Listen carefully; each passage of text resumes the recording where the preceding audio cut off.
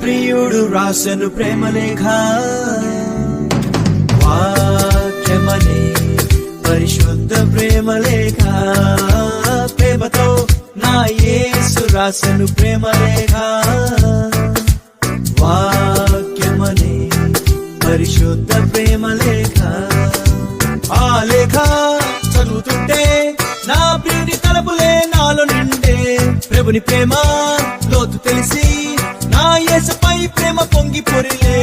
రేయింబగలు ప్రభు కావాలని, తనతో ఎప్పుడు కలిసి ఉండాలని ఆ ప్రాణము పరితపించలే. యుగ యుగములు నన్నేవాడు అని త్వరలోనే రానున్నాడని ఆత్మలో కలిగే ప్రేమ పరవశమే. వింత అయిన నా యేసు ప్రేమ గురించి నేను సర్వలోకమునకు చాటి చెబుతాను.